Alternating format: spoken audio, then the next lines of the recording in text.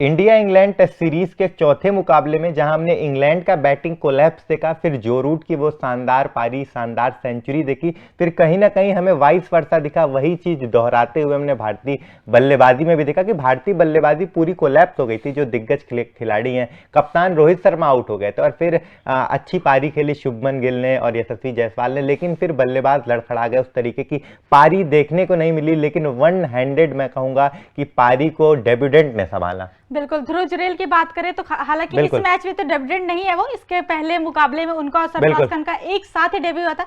लेकिन हाँ, बहुत यंग खिलाड़ी हैं, एक्सपीरियंस बिल्कुल भी नहीं है इंटरनेशनल क्रिकेट में, लेकिन बहुत ही ज्यादा कमाल की पारी खेली है। जब वो आए थे तो कोई भी प्रॉपर बल्लेबाज क्रीज से मौजूद नहीं था, और जब वो और कुलदीप यादव बल्लेबाजी कर रहे थे तो ऐसा लग रहा था कि ये पार्टनरशिप ज्यादा देर तक नहीं चलने वाली है और विकेट्स बहुत जल्दी गिरेंगे, और ऐसा लग रहा था कि कल के दिन ही इंडिया मतलब कि ऑल आउट हो जाएगी, पूरे दिन बल्लेबाजी नहीं कर पाएगी।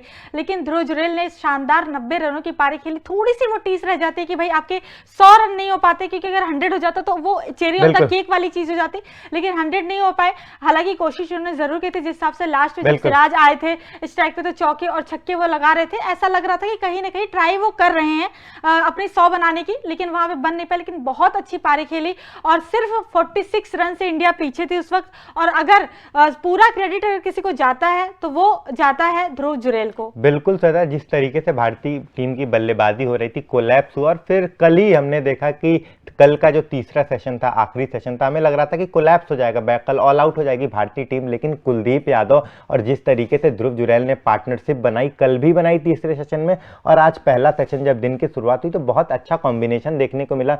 इस इनिंग की भारतीय टीम की दूसरी सबसे ज्यादा पार्टनरशिप हुई। अगर हम बात करें यशस्वी जायसवाल और शुभमन गिल के बाद, इनकी जो पार्टनरशिप थी सबसे बड़ी थी। हाँ, 76 रन की शानदार पार्टनरशिप थी और वो बहुत इंपॉर्टेंट थी। जिस तरीके की ये बल्लेबाजी की, मतलब अद्भुत था, मतलब हम उम्मीद नहीं थी कि इस तरीके की पारी होगी। भारतीय टीम 46 रन पर पहुंचेगी, मुझे नहीं लग रहा था कि इतना आगे तक पहुंच जाएगी भारतीय टीम के, 46 रन से ही पीछे रह जाएगी। मुझे लग रहा था 190 रन से पीछे रहेगी जिस तरीके से बल्लेबाजी हो रही है। और ध्रुव जुरैल की पारी बहुत यादगार पारी रहेगी, क्योंकि अगर आप उस वक्त आप बल्लेबाजी करते हैं, आपका भी हाल में ही डेब्यू हुआ है, और प्रेशर सिचुएशन में जहां पे एक्सपीरियंस खिलाड़ी आउट हो जा रहे हैं, नहीं खेल पा रहे हैं, वहां आपका बल्ला चलता है, तो कहीं ना कहीं बहुत इंपॉर्टेंट होता है और बहुत मायने रखता है। बिल्कुल, अगर आप उनके स्टैट्स पे नजर डालेंगे तो आप देखेंगे कि 90 रनों की शानदार पारी खेली है, 149 गेंदें खेली है, और वहीं पे अगर आप देखें इन्होंने 6 चौके लगाए हैं और 4 छक्के लगाए। स्ट्राइक रेट इनका 60.40 का है, और जो इन्होंने क्लासी शॉट्स खेले, मतलब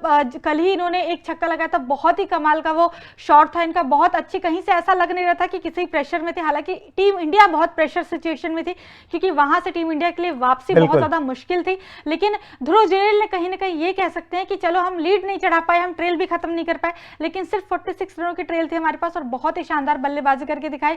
ध्रुव जुरैल ने इनकी कहानी भी काफी इमोशनल है। कारगिल वॉर के मतलब कि हीरो रहे थे, इनके जो पिताजी थे उसके से काफी स्ट्रगल भरी इनकी जिंदगी रही। सरफराज खान का इनका जब साथ डेब्यू हुआ तो हमने देखा कि इनका डेब्यू कहीं ना कहीं वो छुप के सरफराज खान के चक्कर में, लेकिन वही कहते हैं ना कि जिसे चमकना होता है वो चमक ही जाता है, फिर किसी भी टाइम पे वो चमके। बिल्कुल, और ये चमक गए अपने 90 रन की शानदार पारी से, जिस तरीके से इन्होंने बल्लेबाजी की, जिस तरीके से सबको चौंकाया। और मुझे लगता है इनके लिए भी बहुत एक गिलानी इनको होगी कि सेंचुरी नहीं बना पाए, लेकिन जिस तरीके से डेब्यू की पहली हाफ सेंचुरी आई इनके मतलब करियर में, पहली हाफ सेंचुरी टेस्ट करियर में, डेब्यू में तो चूक गए थे। हाँ, लेकिन मेरे लिए अभी डेब्यू ही रहेगा इस पूरी सीरीज में, क्योंकि युवा खिलाड़ी हैं, अच्छा परफॉर्म कर रहे थे। इनको ये खुशी हुई होगी कि रांची में इन्होंने अच्छा परफॉर्म किया।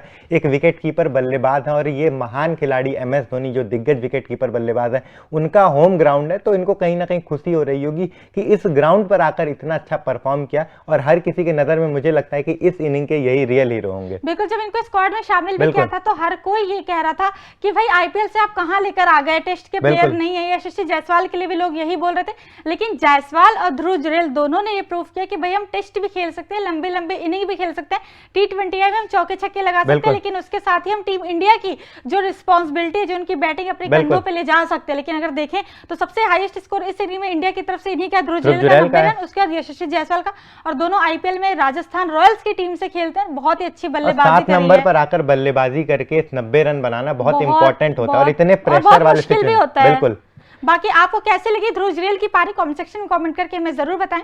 साथ ही साथ तूफान स्पोर्ट्स को लाइक, शेयर एंड सब्सक्राइब करना बिल्कुल भी ना भूलें।